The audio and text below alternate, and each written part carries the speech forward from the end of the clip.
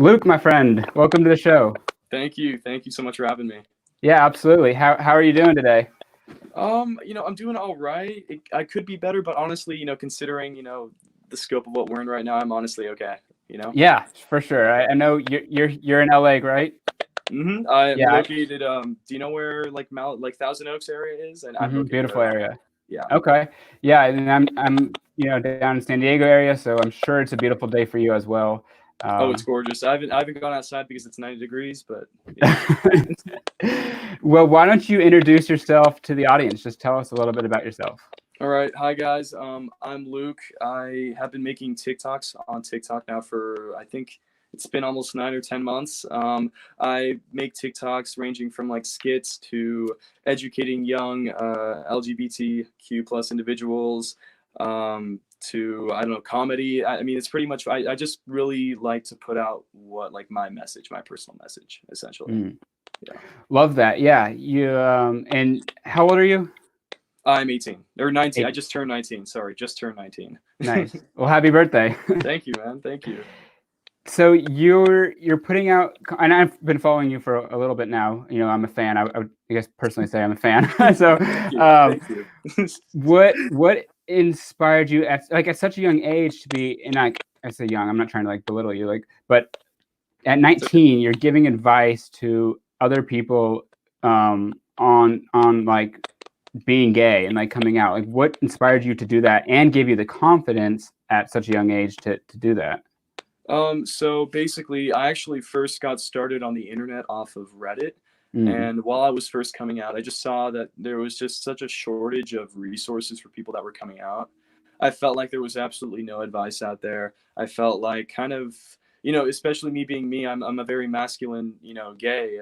mm, It's kind of hard to find people that are like me. And the reason that it is so hard is because people who are like me, they feel like they can't come out because they can't connect to the community. And I just kind of wanted to provide that sort of connection. Like, it's okay to be yourself and be gay, like that's yeah. sort of message I want to push out. And you're still in high school, right? Correct. Yeah. Or actually, I mean, I'm about to graduate, but yeah, Okay. technically I still am. Yeah, some virtual graduation, right? If there's a virtual graduation, I'm not attending it. I refuse. I'm okay with never seeing any of those people again. But yeah, I am. Uh, I don't want to think about that. Yeah.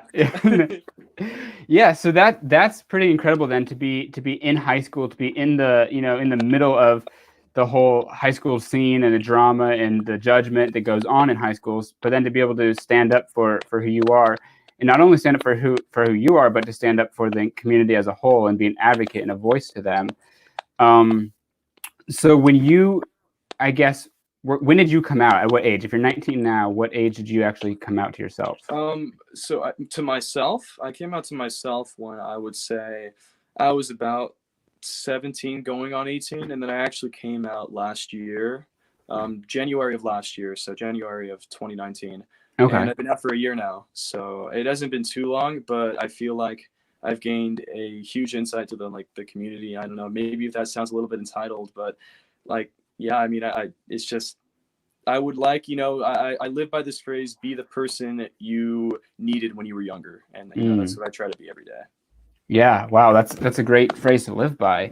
Yeah. Um, and when you came out, I guess publicly, to the world or to your high school, how did they take it? So actually, I got very lucky. Almost all of my friends still remain my friend. I Mm. didn't get too much stigmatization from it, honestly, in my high school sort of arena, mainly because I portrayed myself as this very like tough person in high school. I just Mm. didn't want to deal with people sort of, I don't know, I guess, giving me that feedback of like not liking me. I always made sure that I was at the top.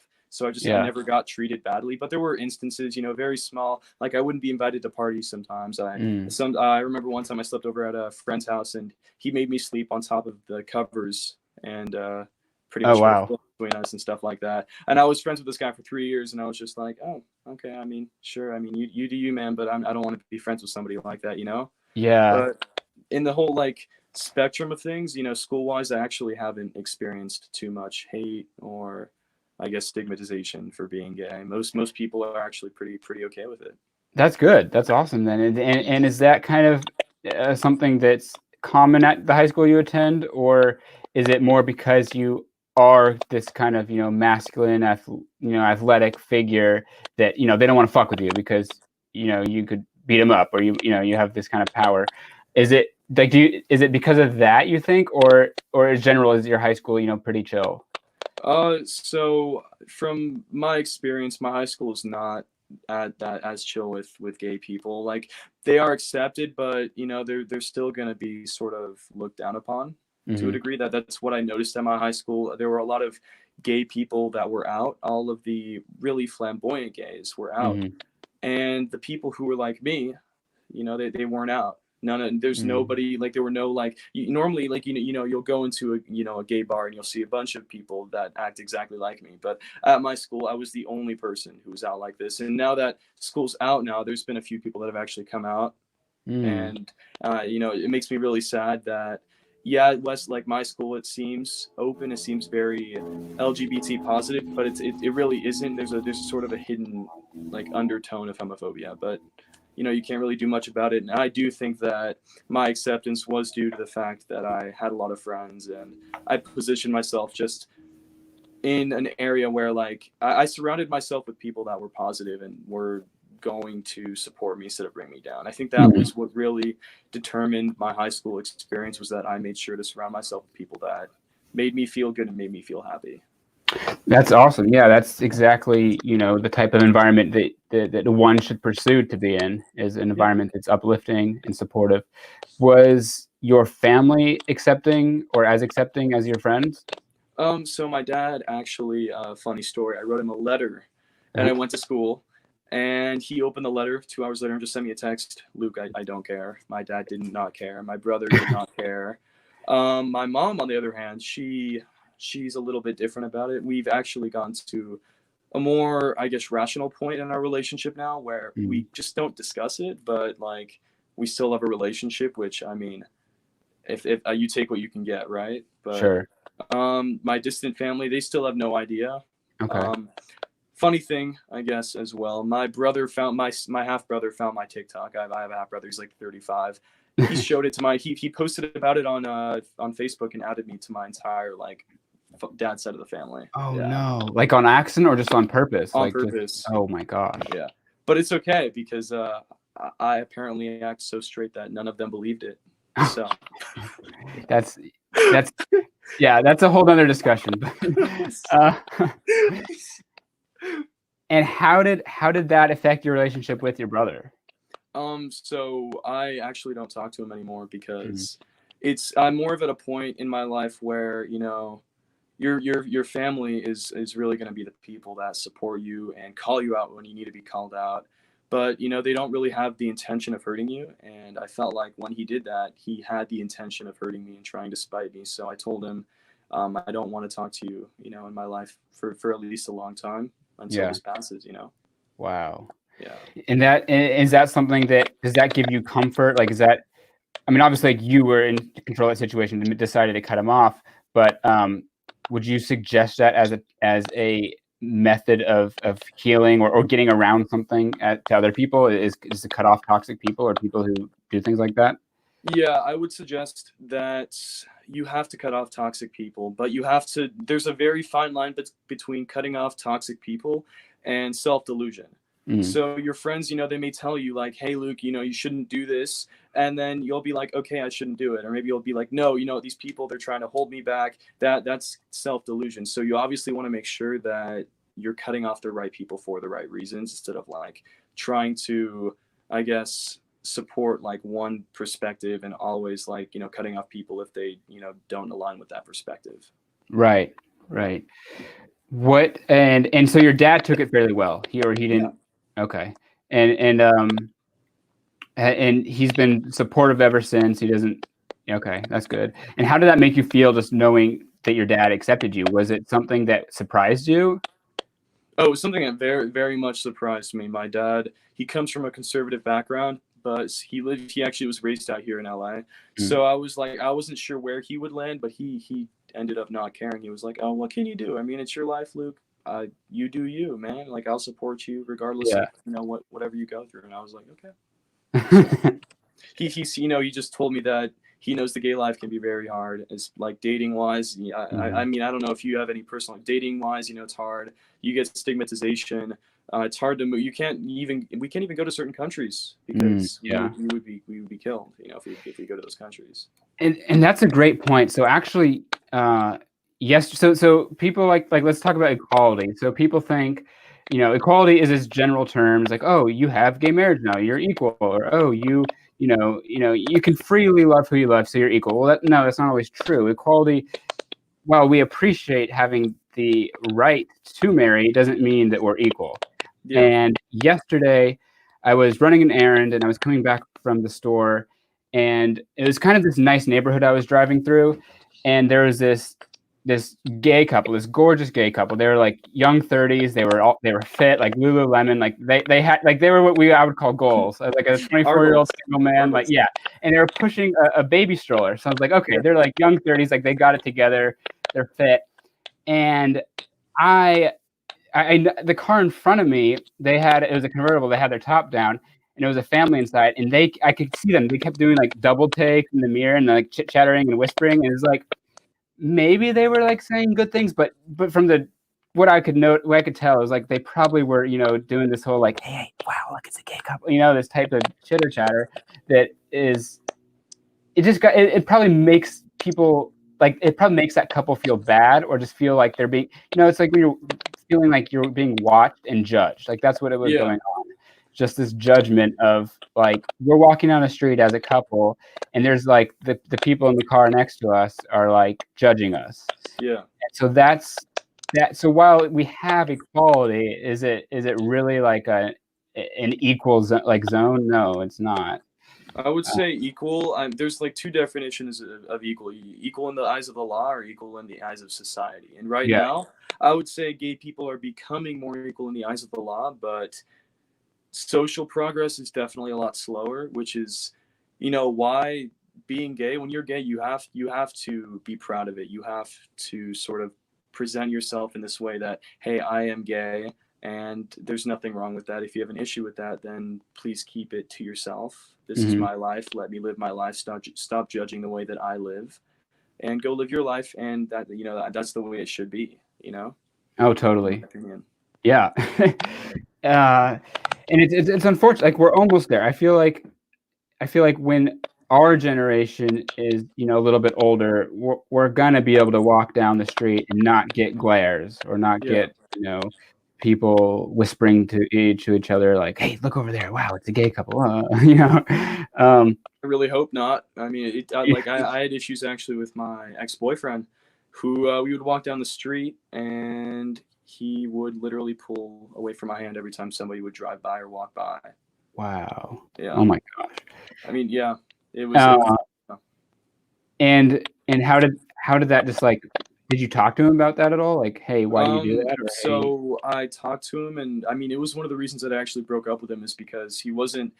He was gay. He was out, but he was not proud of who he was. He hated gay. He hated being gay, better said. And he conveyed that information to me, pretty openly, which is what I didn't like. And that's why, I made a TikTok about this, saying not to date closeted guys. And I got a lot of people who were like, why? Closeted guys don't have internalized homophobia. And I can say, like, as a closet, as somebody who was closeted and who has dated closeted people and all this stuff, there's a lot more hate than you realize like inside of them. It's not, they don't want it to be there, but they don't know what else to do. And they were raised that way, which you can't really blame them for. But being around that, it made me feel terrible. I mean, when you're dating somebody and they pretty much just pull away from your hand every time somebody walks past, it's like they're kind of scared to show you off. If it's like they're ashamed of you. And I was just kind of like, oh, right. Yeah. Like, could you imagine a straight couple doing that and the guy like pulls away every time he sees his friends or something? Like, it's not good. So that was probably a good move on you to get away from that. I did have, oh, what was I thinking of? I had a point on, it was about, oh yeah, being in the closet. So did you date or have any relationships while you were in the closet before coming out? I tried. So back when I was in the closet, I was more online on Reddit. And I Mm-hmm. talked to a few guys on there, made some deep connections. They never went anywhere, obviously, but I did try. But I didn't realize at the time how bad my internalized homophobia was. Like at the time, I would not have dated somebody if they even sounded feminine, if they tried on makeup, any of that stuff. And now, obviously, I could care less. In fact, I'm supportive if people are feminine. Obviously, toxic masculinity needs to be slowly put down more and more. Not necessarily put down, but changed Mm-hmm. into something that's more, I guess, adaptable and more 2020 instead of 1970s esque. Right. But I would say that I don't know. I guess I don't know. Yeah. So what I wanted to bring up, so Yeah. a lot of people try to that are in the closet try to find a boyfriend and then use that as their way of coming out. And so for anyone listening, I just want to highlight that that's not the best way to do it. I don't know if you have any experience with guys that tried it that way, I or if have you tried an it that way. experience with guys that Okay. try to that way. I guess I have some insider experience from this as well. So I have a friend. His name he's a best friend of mine. I'm not going to name him just in case he Sure. doesn't want to be named. Right. But anyways, my family was over at his house. Me and my dad were over at his house the other day, and they were exchanging stories because both me and this friend were both gay. Mm-hmm. And so he came out through sort of a very subtle way, Mm-hmm. and I came out with with a letter, obviously very openly. Like I was just like, hey, straight up, this is what I am.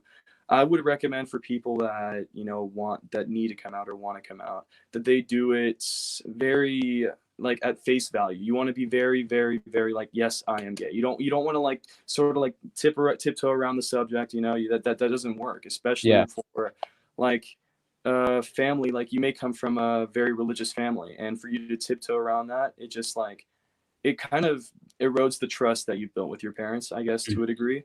And it makes them question, like, why didn't you just tell me straight up? Like, Right. let's say that your parents are accepting, they would be like, why didn't you just tell me? Like, Mhm. did I not create an environment open enough for you to just tell me?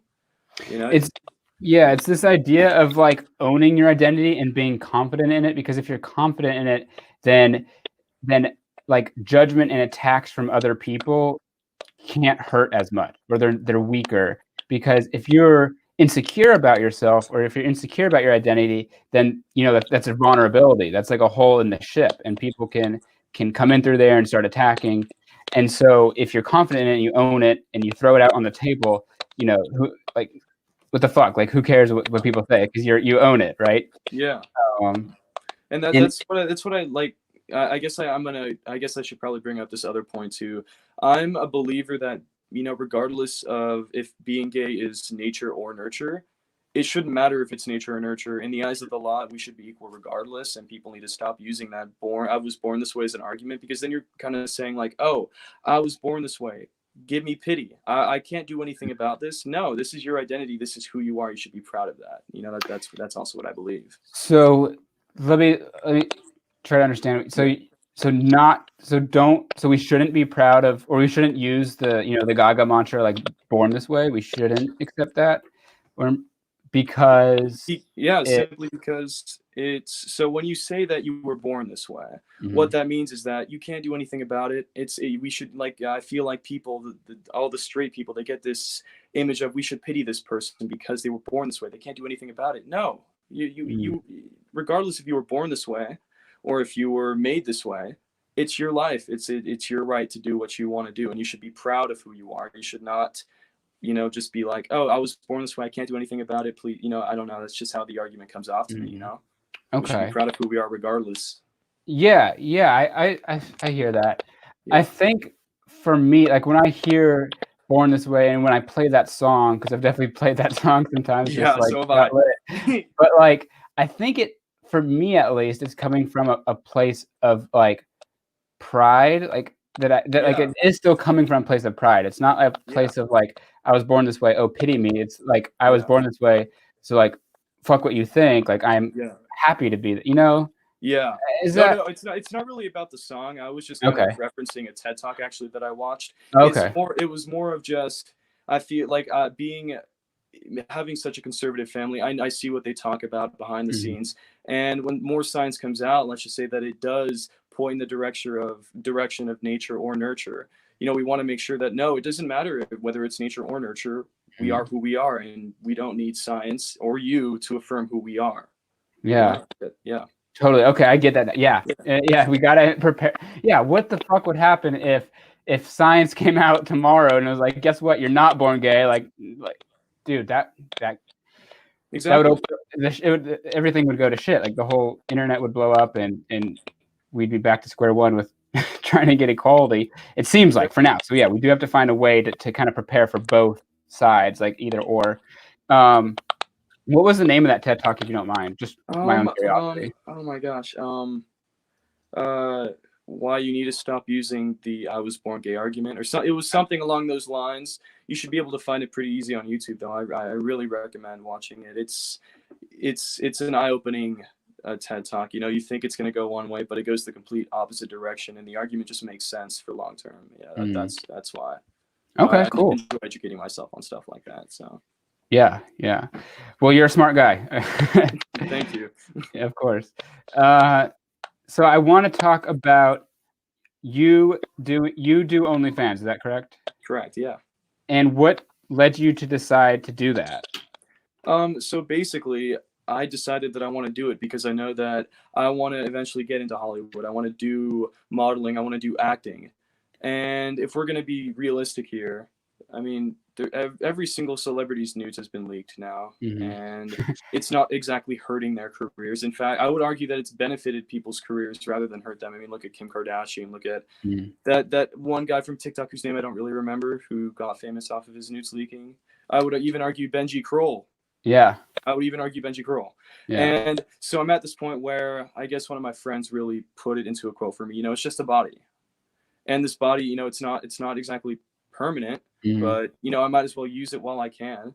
And since I don't really TikTok doesn't exactly provide its creators with a stream of income, it's really the only way to make money now. Like right now, at least through coronavirus, there's not exactly very many brand deals going on right now. There's not exactly, it's very hard to get a good brand deal as well when you're a small creator. So I sort of use it more as like a way for me to get off the ground. And then I'm planning to expand more into other like money-making industries, such as like YouTube. I'm trying to start a YouTube channel here in a few days. And then I'm also going to hopefully expand into like maybe the modeling or music industry soon here as well in a few years, but it's nothing permanent. It's more of just like, I have no shame about it. You know? Yeah. Using it as a launch pad. Yeah. And what, do you have the channel name yet? Just to shout out? It's just my name. Luke Jones. Luke Jones. Yeah. Luke Michael Jones. Yeah. So look for that YouTube channel in a few days. Yeah. Okay. A few days. I mean, my YouTube channel's already been created, but I just haven't uploaded it in like 5 months now. So I'm just okay. I was saying and it's Luke Jones. Okay. Nice. Yeah. So I like the way you put it. It's like a way of it's like a way of expressing yourself, and it's a way to launch your career. I mean, and one could make the argument that it's like the more wholesome way to launch your career, because if you know anything about like Harvey Weinstein or that Fox guy, like, okay, they were having sex. Those women were having sex to launch their careers. This is like, no one's touching me, but I'm launching my career through pictures or video on the internet. So yeah, more power to you. And have you had any backlash from like your friends or your circle that's known about it? No, I actually haven't had any backlash. My dad knows about it. Like, I'm very open about it. I literally do not care. Yeah. I do not care if people know. It's honestly like, I honestly take it as nude modeling. Like that's what it is. It's for me to practice modeling, but nude. Like quite literally. Like I literally do nothing but that. Okay. And it's more of like it's there, so eventually I'm going to move out of my house here in a few months, and I need to have a decent amount of savings because my dad is going to be moving out back to Arizona. I'm going to be out here on my own, right? No house, so I'm going to have to afford my own. And you know how expensive rent is in LA. It's like $2,000 a month. So yeah, it's crazy. Yeah, exactly. It's really there just to support me, like essentially. Yeah, do what you got to do. Do you? I mean, obviously, since you do it, and you haven't had any backlash, that's good. I guess I don't know. I kind of expected there to be someone that brought backlash. So I guess I can't go into any Not yet. questions Well, about that. you see. At this point, none of my photos have been leaked yet. Nothing has been. It hasn't blown up or anything yet. Right. So I'm waiting for the day, and I'm becoming more prepared for it by just being open about it and sort of just like as long as I'm open about it and I train myself to be open about it, it's honestly I see no problem with it. And I mean I'm just waiting. It will come that day when I do get hate for it. But right. there's nothing you can really do about it. You can only control how you react to situations. You can't really control the situation itself. So yeah. And once that day comes when you do get hate or leaks or whatever, it'll probably only like blow up your profile. Like it's only gonna help your career. I mean, that's what I'm expecting will probably happen. I don't know what will happen, but yeah, pretty much all marketing or all attention is good attention. Exactly. For the most part, so. Yeah, they always say, all media is good media, right? All press is good press. You're not a fan of cancel culture. Neither am I per se. Yeah. What are the general thoughts on like your friend group? Are they kind of aligned with you? I guess first of all, let's go back and say what are your thoughts on cancel culture, and then do your friends agree with you? If we can start there. So my thoughts on cancel culture is that it's very toxic, and eventually what's going to happen is one day somebody is going to kill themselves because of this. Somebody is going to get killed because of this, their address being leaked, or people have already lost jobs over cancel culture. People have already lost their families over cancel culture. I guarantee you, the internet's been going on for 20, 30. I guarantee there's been one or two people. Right. And it's just gone to the point where I'm like, I view humanity as like we're all in this together. We are reflections of the world around us, and the reason that people act the way that they act is because they're uneducated most of the time. It's the thing that they surround themselves with. They don't know any better. So why am I why does anybody have the right to cancel somebody when we are all human and we all make mistakes? That's my image of it. And I know that eventually what's going to happen is a video of me is going to come out of me saying something stupid or doing something stupid or maybe being drunk or something, and I'm going to be canceled. It's just it's a reality that you have to face as an online creator, that you are going to be canceled. It will happen. Something will leak. A friend will release obviously a video of you. Friend. Yeah, friend. Air quotes for everyone listening. Yeah. But which is why I've come to terms with it, and why I'm against it as well, is that I want to sort of put the energy that I would like to receive back. And I like putting out a message of positivity and acceptance, because eventually, it's going to come around to me. It's going to come around to me, and you want people on your side for that. You want to always be putting out a positive message. Totally agree. And dude, they've tried to cancel me. I shouldn't say they. Yeah, your face. They meaning like 3 people, probably very sad people. They tried to cancel me for being white. Yeah. Somebody tried to cancel me because I went outside during quarantine with 2 friends, and just keep in mind that in my county, it's legal for us to go outside of as long as it's below 3 people. But one of my friends decided to screenshot my Instagram post and then decided to duet one of my posts on TikTok with it, and then wrote a whole rant. And I was just like, if you have an issue with this, come talk to me about it individually. You have my phone number, you have my DMs, come talk to me. Second of all, why am I the one being shamed for hanging out with 2 friends when there's literal people going out every single day and partying and not even bothering to social distance, not wearing masks in the areas where masks are required to be worn? And it just kind of irks me that I was kind of targeted because I have a little bit of notoriety on the internet. I don't know. Stuff like that kind of irks me, That's what it is. It's people that look at someone else and they I don't want to say the word jealous, but they're like, well, I don't have that, so I'm going to take that away from you, and I'm going to try to, I don't have that, neither should you. Like, what did you do to get that? And then so it creates this like idea of, it creates this mob mentality of everyone trying to look for something to do wrong and then to bring them down. And then the thing is that they get propped up. They get told that they're a hero. Well, yeah, we canceled Emma. We canceled this person. And so then they feel good about themselves, and they feel like that they're the hero. You're not the hero. Really, you just cause somebody to feel terrible about themselves. I don't understand it. If you, I feel like the only time that cancel culture is justified is when you reach out to the person and they either don't even bother responding, or they acknowledge you and they apologize to you directly. And I've had chances to cancel people here on TikTok. I've had some terrible encounters with some people on the app, some big creators. I'm not going to cancel them though. You know why? Because they're going to do that to themselves. Like it's not my place to put that judgment upon somebody. I don't think it's anybody's place really to be like, you deserve to lose all your following. Totally. Unless, of course, the person's like something terrible, like a pedophile or something, then, or a molester or a rapist, then obviously, like in extreme cases like that, it's a little bit okay to like not necessarily cancel, but like you even then you could still, why are you posting it on TikTok? You could call the authorities. You could actually get this person in jail. Well, there's definitely cancelable offenses, I think.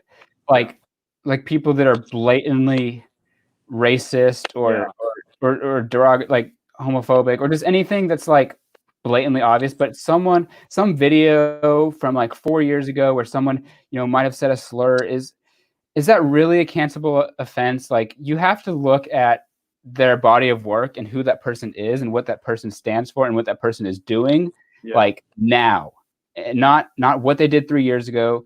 Because if we're judging everyone like that, like, nobody is perfect. No one is going to have a platform. No one is going to be a voice for marginalized communities. No one is going to help others or be, a YouTube star or whatever. If everyone is judged on what they were when they were 13 or what they might have said when they were 17 drunk at a party, like exactly. I mean, if you want a great example of it, look at Obama himself. He said that when he came into the office his second term, he said he wasn't going to allow gay marriage. His opinion obviously changed. He's obviously in support of gay people now. I think that people should be allowed to change their opinions and who they are. I think that's a very important part of being human, is being able to change and being able to accept that change. And as a society, if we continue to sort of not accept it, that people can't change, I feel like we're going to be going down a dark path, because people can change.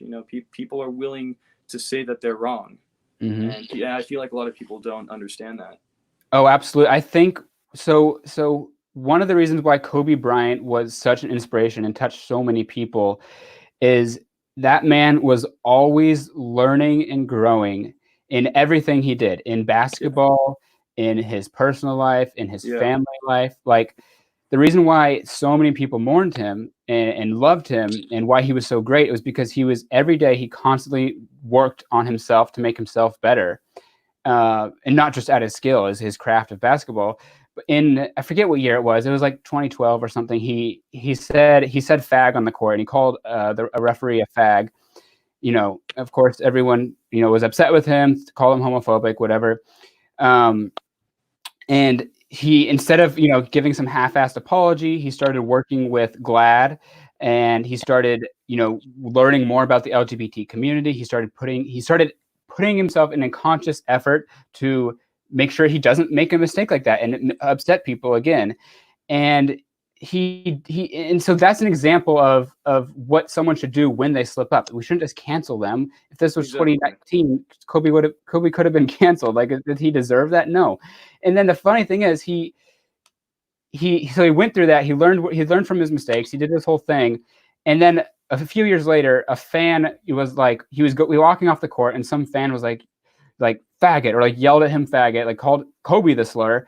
Kobe like turns around, gets in his face, and he goes, and like, I don't know, I forget what happened, but he like got mad at that fan and went off on that fan and explained to that fan why he shouldn't use that word. And so it's like, okay, so this guy went from making mistakes, saying a bad word, offending some people, to becoming an advocate and an ally for a marginalized group. And that happened because, one, he didn't get canceled, and two, because Kobe Bryant was always trying to learn and grow and become a better person. And that's what everybody, I think, should aspire to do and to be with their life, No, I no matter 100% no matter agree. what. Yeah. 100% agree. Cancel culture should not exist mainly because, I mean, unless, of course, again, extreme cases, I watched somebody take my words out of context, but, whatever. But, like, cancel culture, it doesn't allow people to grow and change, Mm-hmm. and that's like an essential aspect of being a human being is growing and changing. And Absolutely. I never have liked cancel culture. I mean, it's like, it doesn't embody my message. It doesn't embody the message of positivity that I want to convey. And on top of that, I just feel like it causes more harm than hurt, because when you really do cancel somebody, they don't come back with this, like, I guess, understanding of why they were doing it wrong. They see, all they see is the hate. Mm-hmm. When you get canceled, all you can see is the hate. Right. And I think that's, you can't learn if you're just being hated on. People need to be like, hey, like, you did this wrong, we're going to give you another chance. If you're really going to cancel somebody, I believe that people need chances to prove themselves and to prove that they have changed. Exactly, totally, and it's also restrictive too. So there's the cancel culture where someone makes a mistake and then they get canceled, and then there's like in my example that I had this guy. There's this TikTok guy that's like kept duet. Now he wasn't duetting my videos, but he was like tagging me in videos, trying to cancel me because I was white, and he's like, "You're white, you can't speak up for a marginalized group," and I was like, are you what? Am I hearing this correctly? Do I need to fix my ears? Because I'm white, I can't run Alphabet Mafia. I can't speak up for the LGBT community. I acknowledge and I know that I'm not a person of color. I know I have, even though I'm gay, I have a little bit more privilege than a black femme uh, gay person. I have more privilege than that. But what the wrong thing the wrong thing to do would be to not use your privilege to make the world a better place and to make it Yeah. a better. That is privilege. Privilege is being able to sit back and not have to worry about anything, and to not do anything. But because the notion that because I'm white, I shouldn't have a platform and I shouldn't speak out against homophobia, or I shouldn't help other people that are struggling, is just absurd and asinine. And it upset me a lot. But I was like, you know what, bro, I'm going to let the DMs speak for themselves. The countless of DMs that I get of people saying how much this work has helped, or how much it inspired them to come out, things like that. And so we just have to be. I guess the point is we have to be mindful of our society, and we have to be mindful of everything going on, to the point where we don't lose our minds and we don't give into these absurdities where we start canceling people because they're white. And yeah, No, surprisingly, I've gone through the same thing. I've gotten hate for some of the advice videos that I give. And I'm sitting there like, if you have an issue with any of the advice that I had, just don't listen to it. right. Like, it's as simple as that. And the DMs that I've gotten as well, they speak for themselves. A lot of people will message me and be like, you're the reason that I came out. Your advice really helped me. And Yeah. that's that. I do my best to not focus on the negative, because I know that if I do, it will just start to worm its way into your mindset, and eventually, like, it'll become one of your insecurities, which is why you have to acknowledge it, you have to accept the hate, but you can't let it, I guess, become you. Mm. Like, people say that, what, like, greed, that money, sex, and drugs, and people, I would argue that hate also ends people as well. Yeah. If you have enough hate in your heart for something or somebody, it will destroy you. So you can't. You have to let it slide. The reason that person is even doing that is because they have nothing better to do with their time. They don't Right. know. They don't have another way to convey that information. They don't have another way to get that energy out. And don't take it personally. That's what I do. I just try not to take it personally. Mm. The opposite of love is not hate; it's indifference. Yeah, It's just ignoring, not caring. Um, exactly. Because there's always going to be hate in the world. right. There's always going to be hate in the world, especially if you're gay. There's always going to be hate. I would argue that being gay is even coming out is such an insanely brave thing to do, because now wherever you go, if you're holding hands with, like, your partner or something, like, you are being judged 100% of the time by Mhm. people all around you. Yeah. And you have to be strong for that. The world you know, for all the young gays out there, like the world is cruel. You have to be strong. You have Right. to. You cannot let the world break you. Have you experienced, you know, blatant judgment or homophobia being with a partner, No, being with a partner? or any, No. and I guess any, I was gonna say like Yeah. in your example, holding hands with someone, but if it's not explicitly that, then I guess in general, have you? Yeah. One time I was sitting in a car and it was just me and one of my friends, another friend, and this one of the guys in the car. He's talking to his friends. He's like, "Yeah, I'm with I'm sitting in my car with blank and the two gays in the back." And I was just like, "Excuse me, you know, I have a name." This kid, Yeah. by the way, he wasn't my friend or anything. That was I barely So it experienced. wasn't a joke. Okay. It was No. not a joke. No, we never talked after that. I was just like, Oh oh, yeah, that's not okay, good. yeah. Yeah. I've Yeah, context is experienced everything. things Because like that. honestly, if my like in my group chat with my straight friends, like my name is gay, but like that's just, it's like a joke, and like No, I said it it's a as joke. that. No, it's a Yeah, joke. Like you exactly. know, my best friend, he's straight. Like we joke about it all the time, but there's a time and place for that. Like if we're not at that level of friendship, then like you know, Yeah, you would know if we're at that level of friendship. You know totally. that you're able to make jokes about that. You would know, and he was not. And I've heard that it's more of things being said behind my back, if anything. You know, the Mhm. stigmatization that I deal with, not anything really in my face, because people know that I'm not exactly one to take a punch. Mhm. I will throw it back. If you're gonna say something about me, I'll say something about you. No problem. No Yeah. problem. You know, but I've learned more to be the person that just sort of rolls with the punches nowadays. I used to be that person that sort of like attacks. I used to be that person that was aggressive, but I've learned that the passive you are, the more passive you are. Um, you know, you're not giving the person what they want. You're not giving them that reaction, which is what they want. You know, at the end of the day. Right. So, yeah. They want to think they did something. Hmm. Yeah. They want to think they did something, but you know they really didn't do anything. You Yeah. know, if you react to what they're saying, that's giving them exactly what they want. You know, so Totally. Wh- Where are a lot of your friends straight? I would say a good 70% of my friends are straight. You know, I feel like, I don't know, maybe you've experienced this, maybe you haven't. I feel like it's hard for gay guys to become friends. Hmm. I don't really have too many gay friends because they just, stuff happens and they end up getting a crush on me, and like I end up getting a crush on them or something like Yeah. that. You know, stuff always happens like that. So I have one really close, you know, best friend who's gay, but other than that, no.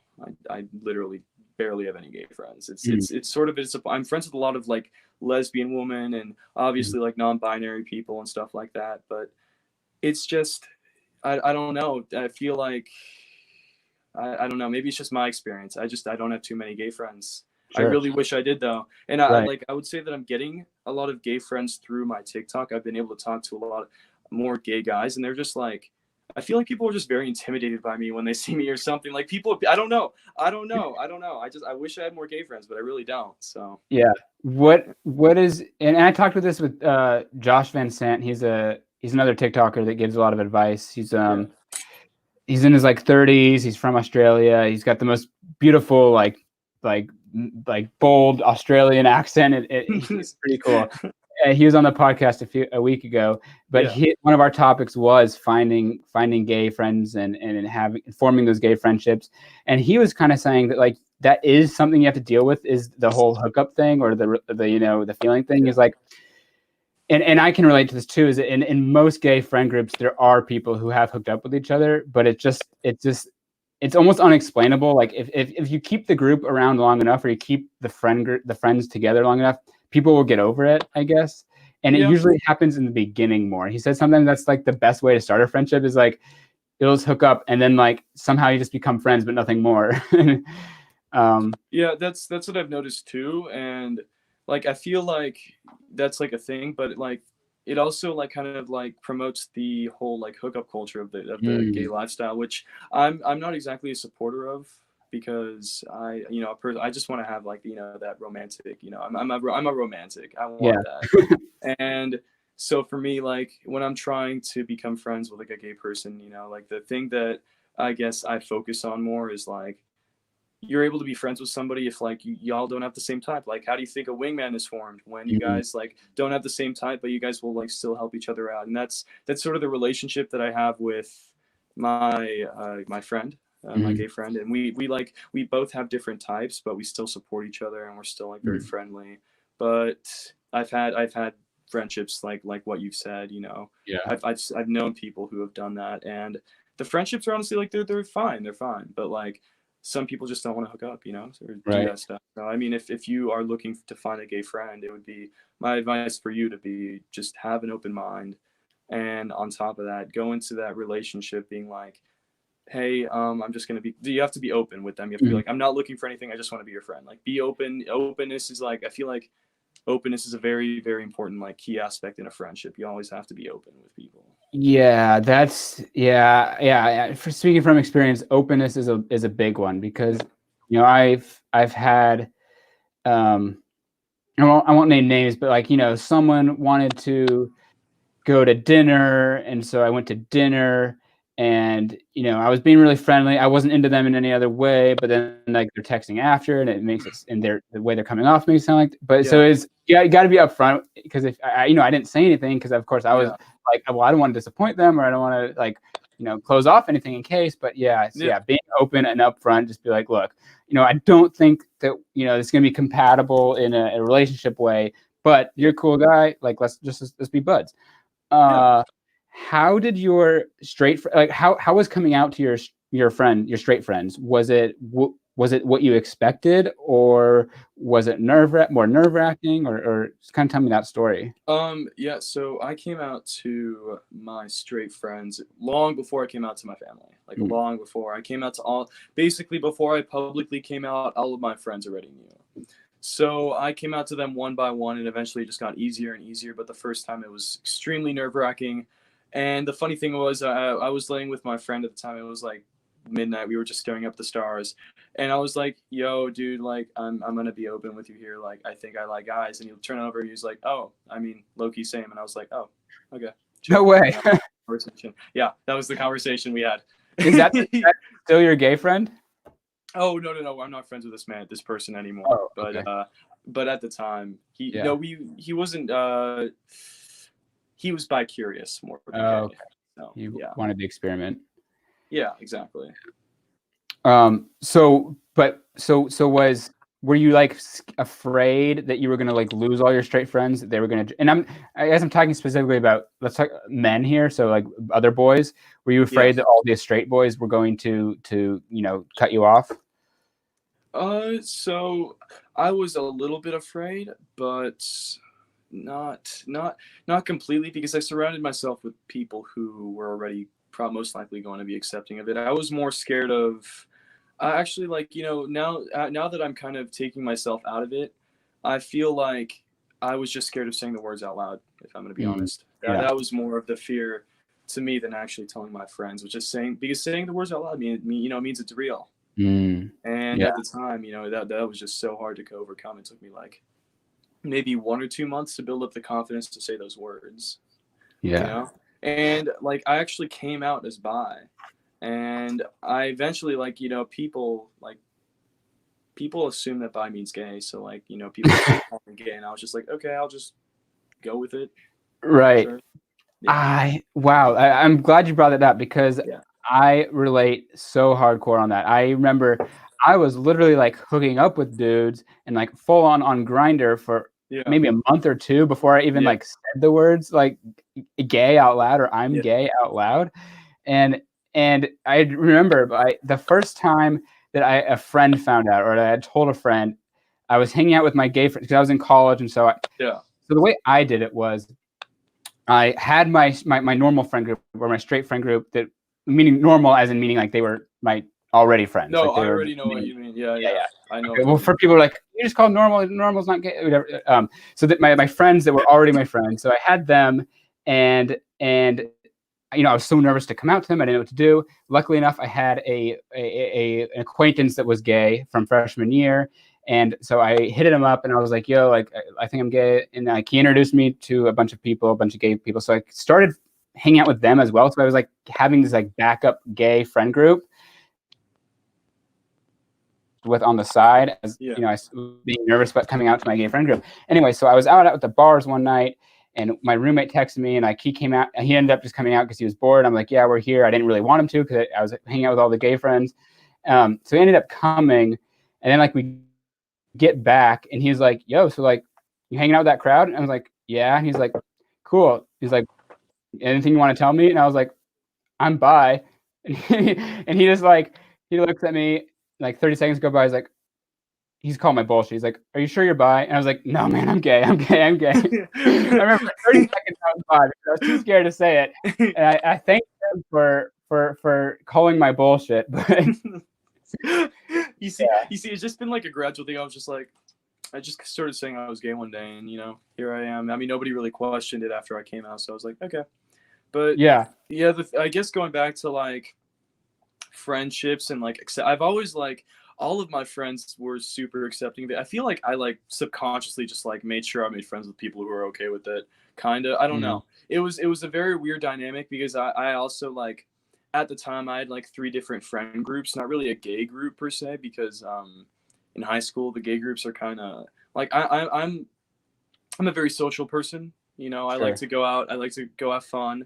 I know how to have fun. And the gay group at my school, they're very much sort of the vocal, like super like how do I word this without offending people who are like this?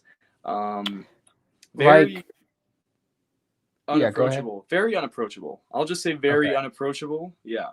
I wasn't exactly the most LGBTQ plus accepting person before I came out, so they also like had that stigmatization against me, so they assumed that I was still that person after I came out, which I wasn't. Maybe I thought you were some masculine bully. Like, yeah, exactly. Like, I mean, I wasn't like homophobic at any like, or at least to like any super insane degree when I was younger, but people like they had this image of me of just like the masculine guy, like the masculine like person who is very political and like knows his stuff, and when I came out, people just weren't people didn't believe it when it first happened. People still like, I still have to come out to people like literally a half year later because people like didn't know, or they thought it was the rumor, legitimately. Wow.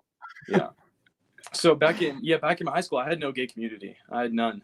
I'm starting to build one finally, because there's a lot of like gays. There's like 2 types of gays, I would say, in high school now. You got like these super extreme, like like Tumblr type gays, and then you have the gays who are just chilling, like they believe in gay rights super strongly and everything like that, but they just want to kind of socialize and have a good time.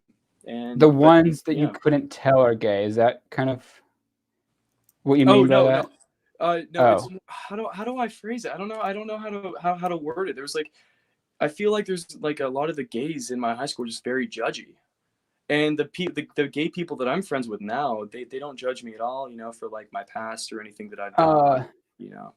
Would it just be like they're like, sexual orientation aside, they're like the popular kids? Oh, here we go. No, this is it. Their sexuality was the basis of their personality. It was the only thing that they would talk about. It was the only thing that they cared about. It was the only thing that was them. Their sexuality was them. And I was there like, guys, being gay is a part of me, and I'm super proud of it. But like, if you have nothing else to add, or like, if you have nothing else to talk about other than being gay, like, you're not really adding anything to my life. Like, I get it, like, I'm gay too. Haha. You're becoming one of those problematic TV characters where their only dimension is that they're gay. Exactly. And the writers write them in because they're gay and supposed to be the funny gay guy, but that's their only, dimension to them. Yeah. Okay. So, how is like hookup culture in LA, in high school and being gay? Like, let's talk about hookup culture. All right, I can talk about hookup culture, definitely. So personally, I do not participate in hookup culture, at least not too much.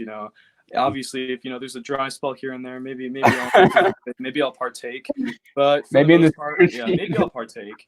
But for the most part, it's very toxic out here.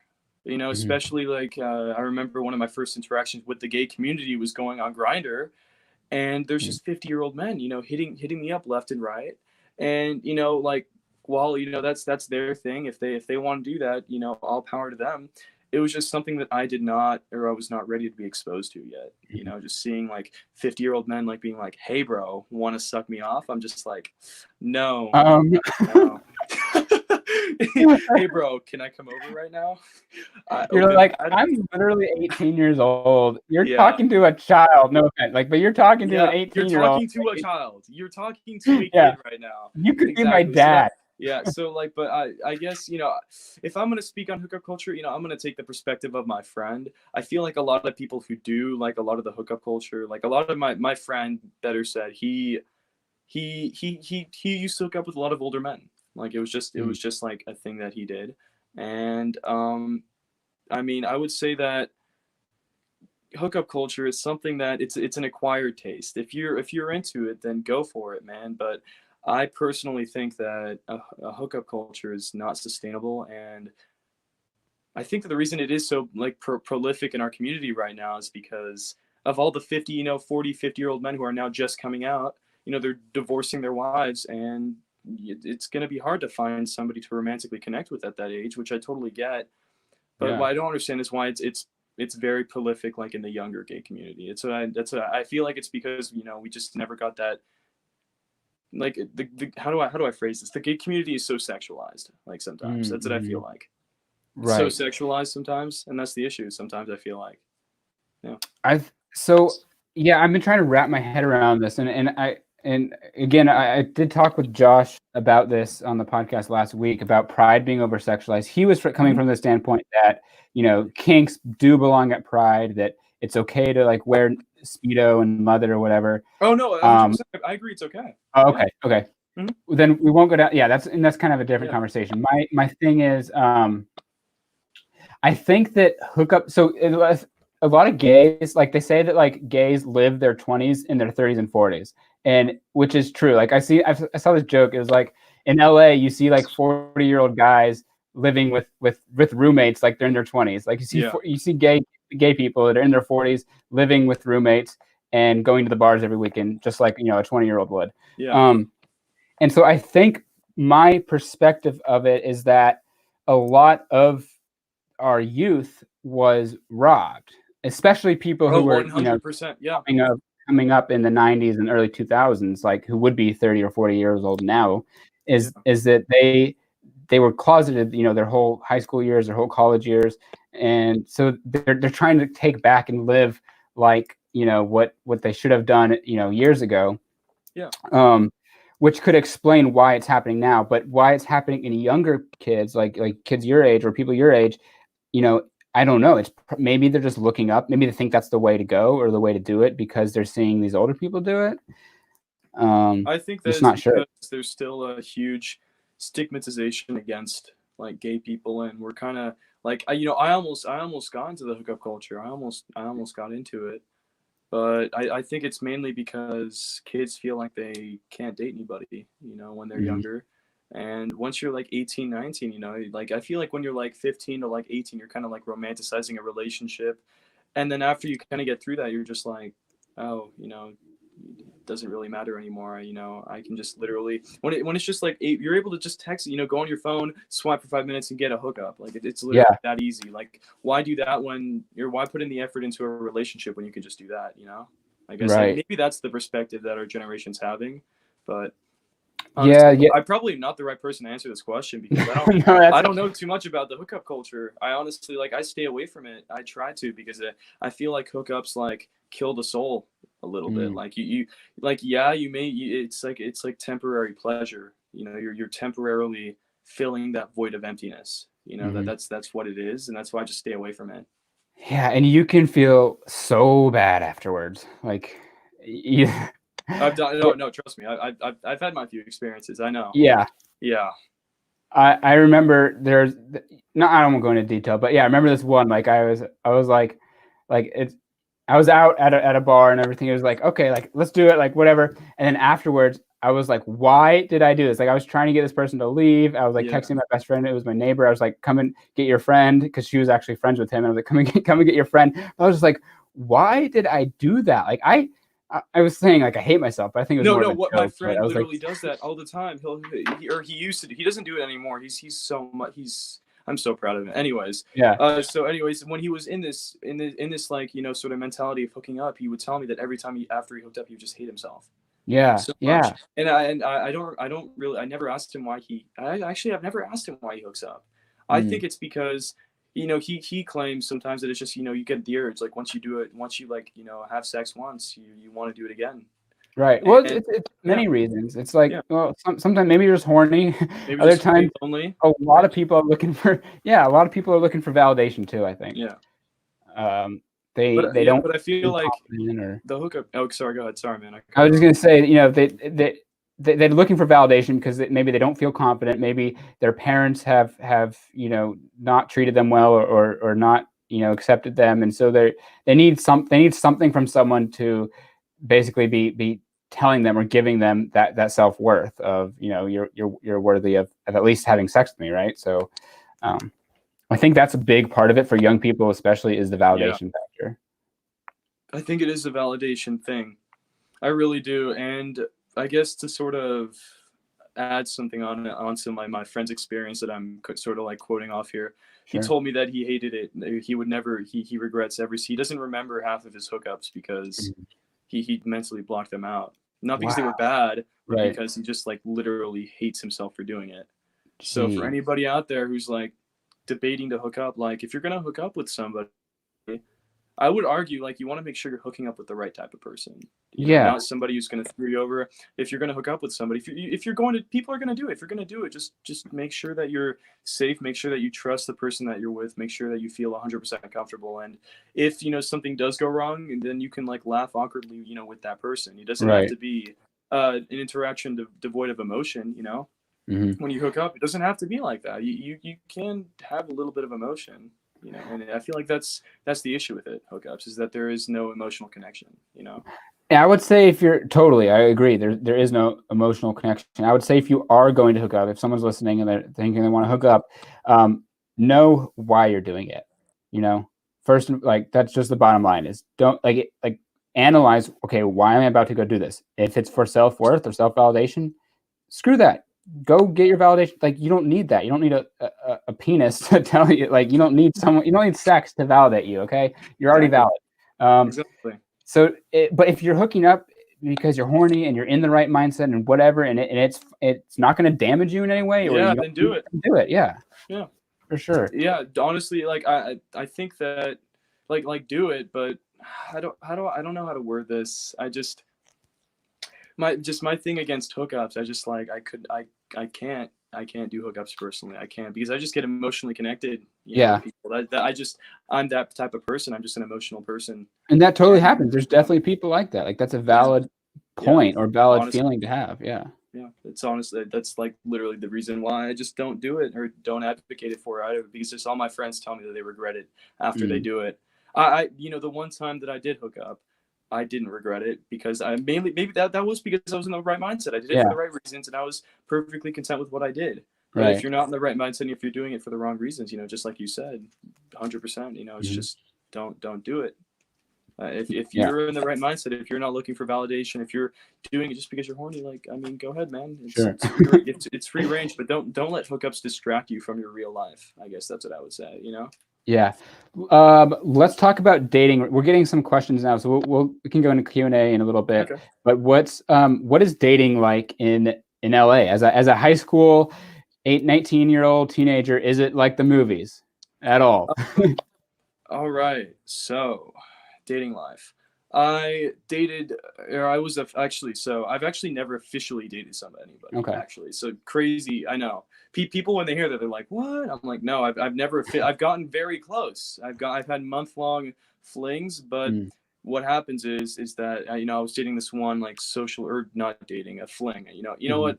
I'm Terminology very doesn't, familiar with flings. yeah, I yeah. very personal to me. Yeah. And so I had a fling with this guy. He was super big in social media. It just didn't go well. It's very superficial. He kind of seemed more like he was using me as an escape for Mm. something that he wasn't facing, and it didn't end well. And then I've talked to several guys, and it's kind of been this pattern of, I guess, superficiality within Mm. the gay community here. and it can be very superficial at times. It's hard to find real people. And on top of that, I would argue that the LA dating pool is kind of dry for people my age, mainly Really? because yeah. I mean, I live in suburbia, the suburbia of Los Angeles, so obviously it's going to be different here. But when you're living in the city, it's going to be hard for people in their early 20s to be affording their own place. I guarantee you, I'm going to be one of the only people in, like, I'm going to be a like a handful of people who's able to afford their own place at 18. A handful. Yeah. Yeah. And I'm so lucky, to have that, to be able to do that on my own. But because of that, it's hard to find people your age to date, because once I move out and have my own place, like, I would prefer to not go over to the parents' house and meet the parents. That's just something, like, I don't want to do. Yeah. But which is why, like, I've come to a place in my life where I'm okay with being single, and I'm okay with waiting for the right person. Like, I'm okay with waiting. So that's the point where I'm at. And I've gone through so many flings that I know exactly what person I want in my life. I know what is good for me, and I know what I need, not necessarily what I want, but what I need. Sure. So I'm just at this place right now where I'm waiting for the right person.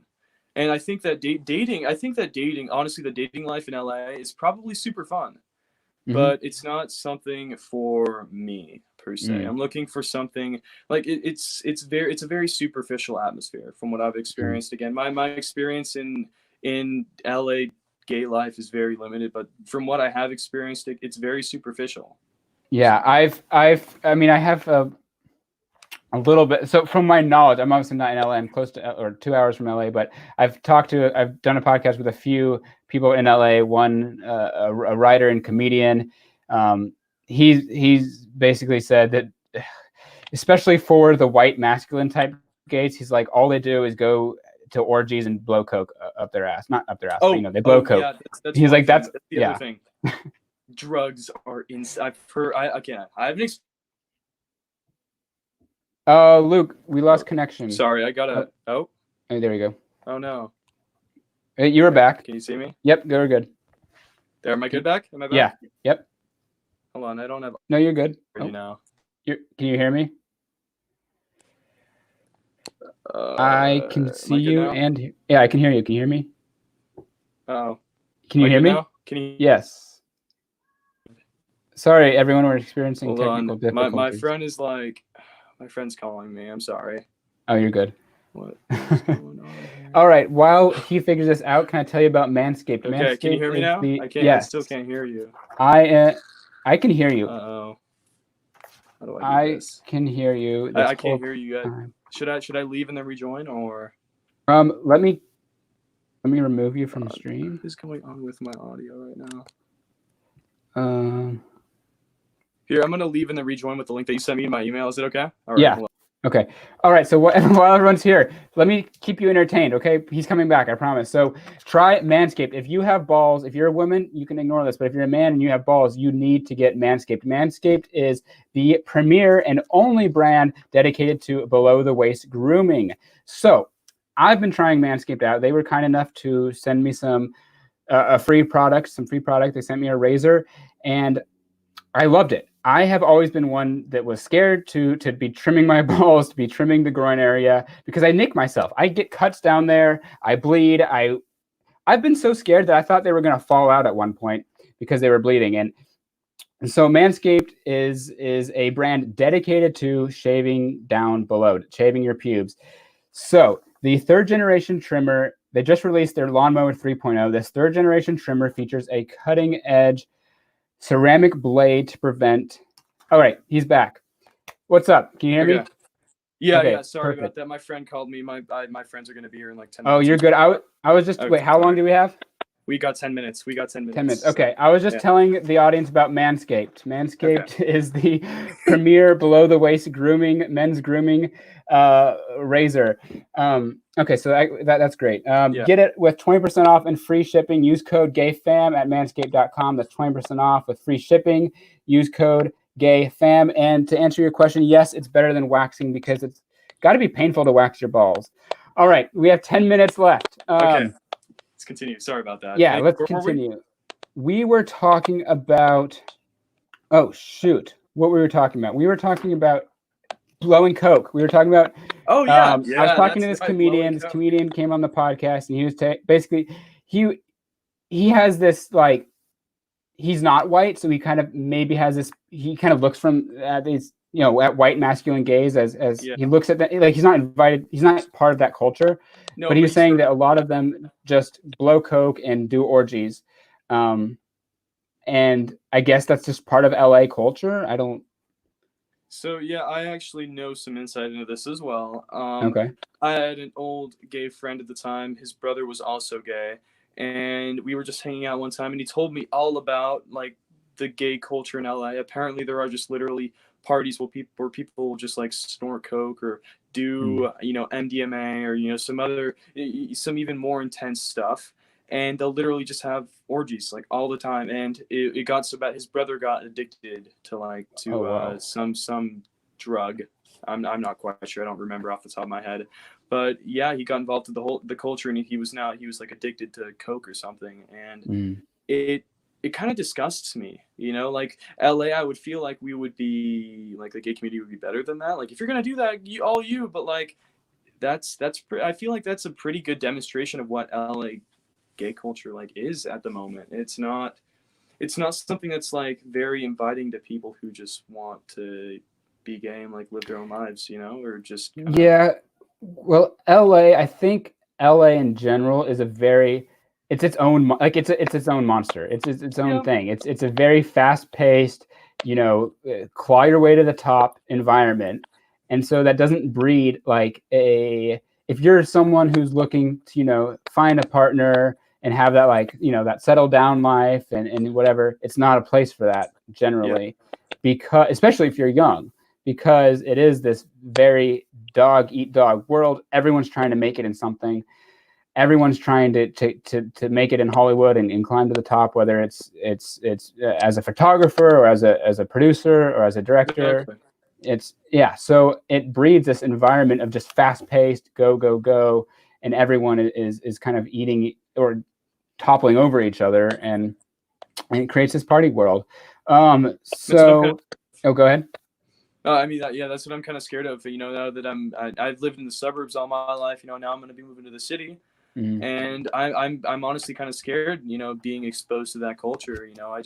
I want going into this thing. I promised myself, I promised my family, my friends that I wouldn't change, Yeah. and that's actually like one of the biggest things that worries me is if I do move to the city, am I going to change? Mm-hmm. And the reality of that question is no, you're not going to change unless you allow yourself to, which Mm-hmm. is why I finally come to terms with that. I'm like, as long as I do not want myself to get into that lifestyle, I won't. Mm-hmm. But you know it's just that lifestyle, I feel like it can be very like toxically enticing, to Right. some people, Oh, because totally. hey, just as what's his name, the Tiger King said, Joe Joe Exotic, Exotic. with enough drugs you can keep anybody, doing whatever. If Right. somebody has enough marijuana, they can, if they're high 24/7, they don't care what's happening to them. Let's be real Yeah. here, they don't. Well, And and that's in the what this. same. Yeah. Oh, go ahead. No, I mean that's just what like gay culture is. I feel like, and like that orgy party type stuff in LA. Mm-hmm. Like that's what it comes down to. Yeah, Is and it's why Coke is so prevalent too, because again, everyone's competing for jobs. You're trying to write the next TV show. You're trying to direct the next Avengers, and so when it was a drug like Coke, it keeps people going. People it can keeps you work going. 24/7. Stephen King like wrote all his best novels. Like I'm not advocating Coke, but like he that dude was pumping out books. He was high as a Yeah. motherfucker. No, and Like then on top of that, like too, like some of the best like songs are written while high. Like yeah.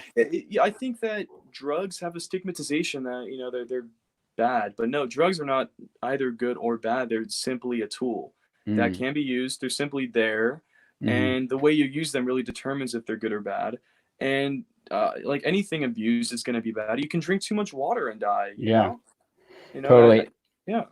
And to you, are you moving to where are you moving? Like West Hollywood or I'm moving towards the Van Nuys area. I think that's okay. where I'm poised because I'm planning on going to community there. Mm, I'm getting a degree, and then I'm gonna just stay in LA. I'm really my focus is gonna be my career, but I want to have a degree as a fallback in case something terrible happens, which I Sure. mean, I doubt would happen, but it would be good to have a degree. Just to even say I have a degree, I feel like that's something that I want. You know, I want to be able to be like, yeah, I went to college. I have a college education.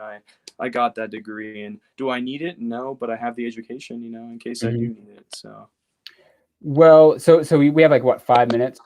I yeah, don't want to keep you. Okay. Let's take this question real quick. go ahead. Can you see the questions? I cannot Okay. actually. Like So there's like a chat option, but there's live comments. There we go. Megan says, "Do you have any advice on convincing your parents not to move to a highly homophobic state while staying in the closet?"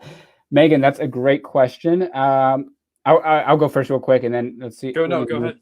Okay, so you're in the closet. So I guess it depends on your parents. If your parents are homophobic themselves, I would come from the approach of, again, I don't know what state it is, but just probably if it's a homophobic state, you said highly homophobic, it's probably like a state with bad education. It's probably a state with, high poverty.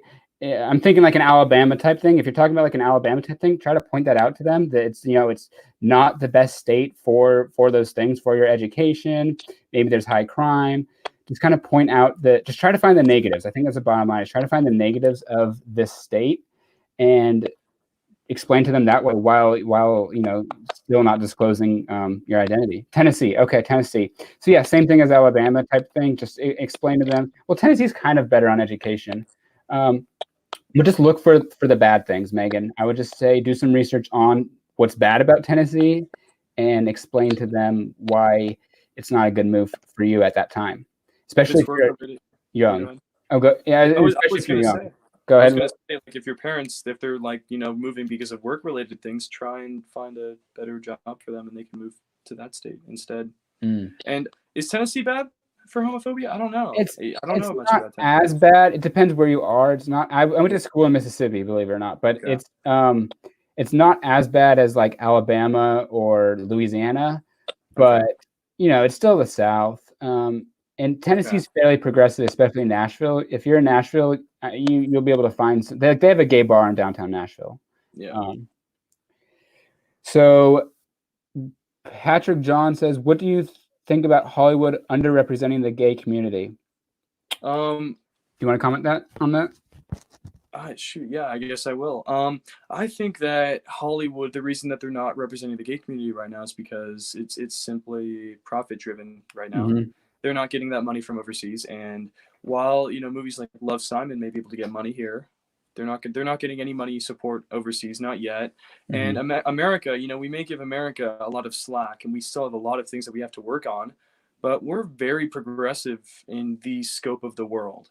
In this, like, people are still being stoned to death for being gay as we speak. Like in Saudi Arabia, even in some, like, in most countries in Africa, it's pretty stigmatized to be gay. I mean, other than, like, I would argue South Africa. I mean, even then South Africa is kind of borderline, but it's just it's very profit driven. It's not really meant to be discriminatory, but it really does come off as discriminatory because these companies are from America. You would expect them to be presenting American ideals, but they're really not.